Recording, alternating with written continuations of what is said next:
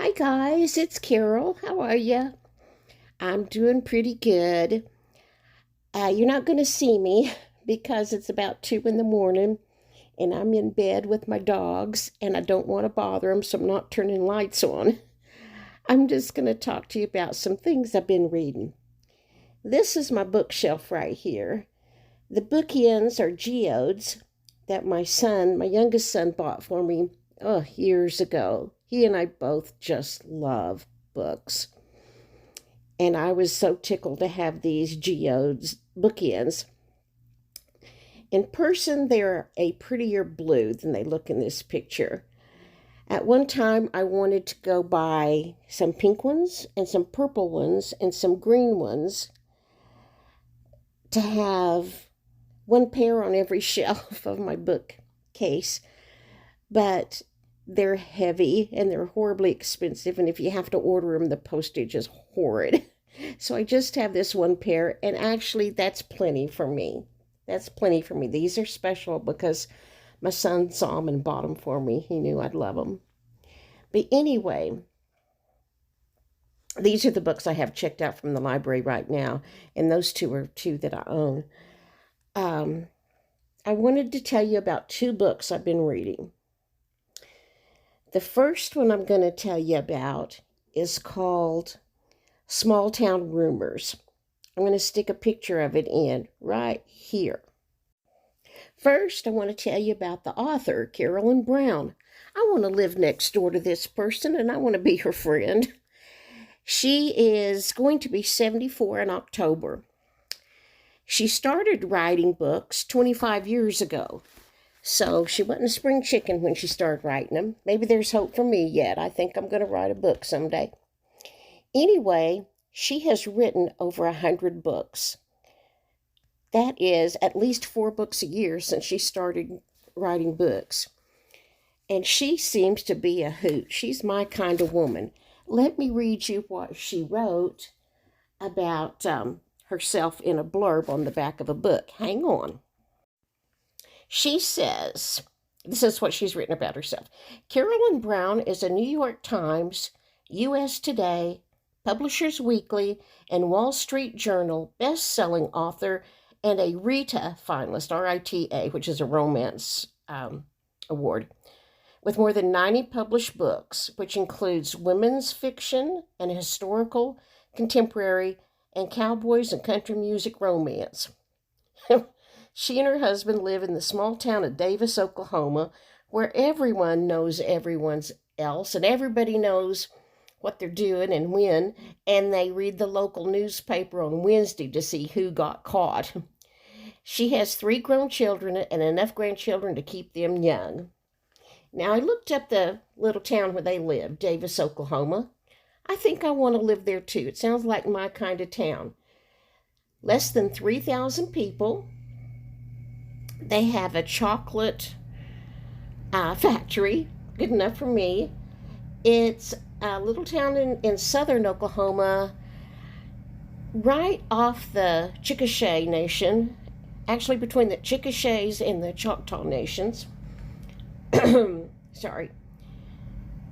She's been married for 50 years to a retired English teacher who she says does not read her books before they are published because she can't afford a divorce. She's a hoot. Now, let me tell you, historical, contemporary, or cowboy and country music romances are not the genre that I really like to read. But I noticed on Amazon when I was searching for cozy mysteries, I ran across her. And the titles kind of got to me, and I wanted to read this one first because I grew up in a small town where everybody knew everybody, knew everybody's business, and read the weekly newspaper to see who got caught.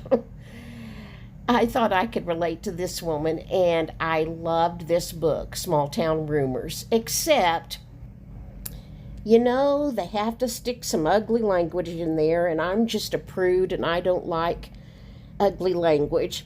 Now, I know a lot of 70-ish year old women in the South, and they never say that word that starts with B and rhymes with witch. But in this book, That's the only ugly language in it I can remember anyway. There are some ladies that call some other ladies that word, and I see that it did not add a thing to the story. There's a lot of other southern expressions she could have used, but oh well. I'm sure there's a reason she stuck those B words in there. But anyway, I really liked this story. Oh, but before I get to the story, let me tell you some more about her. I read a different blurb. In this one, she says she's a recipient of the Bookseller's Best Award, Montlake Romance prestigious Montlake Diamond Award, and a 3-time recipient of the National Reader's Choice Award. Her books have been translated in 21 foreign languages. When she's not writing, she likes to plot new stories in her backyard with her tomcat, named Boots Randolph Terminator Outlaw, who protects the yard from all kinds of wicked varmints like crickets, locusts, and spiders. I like her. I just like this woman. This story, Small Town Rumors, was so good. I'm going to read you the first page. Hang on again. Okay, chapter 1. Jenny Sue Baker could almost hear the rumors buzzing around the small town of Bloom, Texas, when she stepped off that Greyhound bus in front of the Main Street Cafe that Monday at noon. On a slow day, gossip hung over the town like smoke in an old Western honky-tonk. On a good day, in the opinion of the community, it obliterated the sun. Today would definitely be a good day for Bloom, but to Jenny Sue, the target of all those rumors, it would be downright miserable. She wiped sweat from her brow and then picked up the single suitcase that the driver set out on the sidewalk beside her. Glancing around as the bus pulled back out onto the highway, she expected to see her mother's pearly white Cadillac parked nearby, but it wasn't anywhere in sight. She sat the suitcase down and seriously considered sitting on it.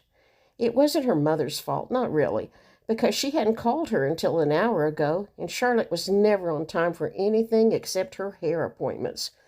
That was because the beauty salon was the breeding ground for the best talk in town. Well, her mama had better hurry, because Jenny Sue Baker sitting on a suitcase on Main Street would stir up more than any beauty shop could dream up of.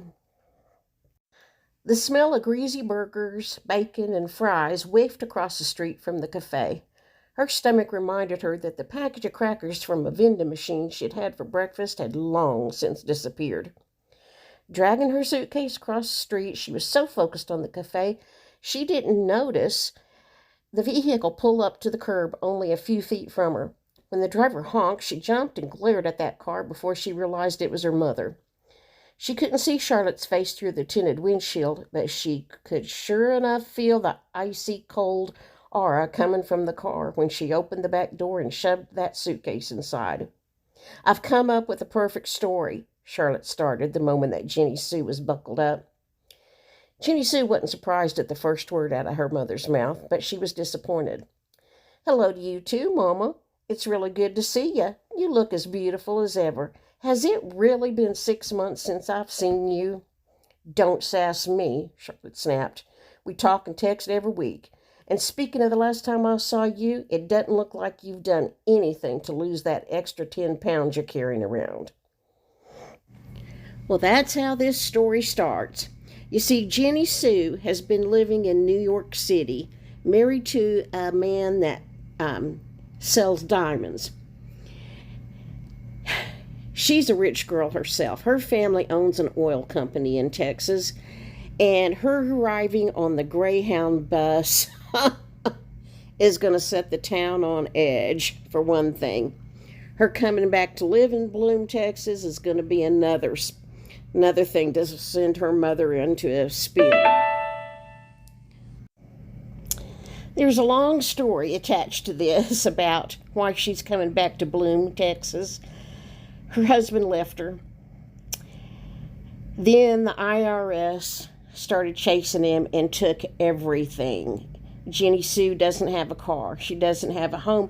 She only could leave the apartment that they lived in with one suitcase worth of possessions, is all the IRS would let her leave with. And so she's come back home because she has absolutely nowhere else to go. She's hoping her daddy will let her have a job in their oil business, but in their family, women don't work. That's just disgraceful. But Jenny Sue wants to be independent. So she gets a job cleaning house for some people that are her mother's enemies. Her mother is about to die, that her daughter is cleaning houses, but especially for these two other women. This book is just a hoot, but parts of it make you cry. Parts of it just make your heart break. It's a good book. I hope you'll read it. Yeah, I know people like this. I hope you read it. I really like Carolyn Brown, and like I said, I don't usually read romances of any kind. I usually read cozy mysteries, as you well know. But you'll see here in this picture I put up here, it says Kindle, $0 for the dollar amount, and it says Prime included with your Prime membership. You know, I told you I'm just using the 30-day Prime try it out thing.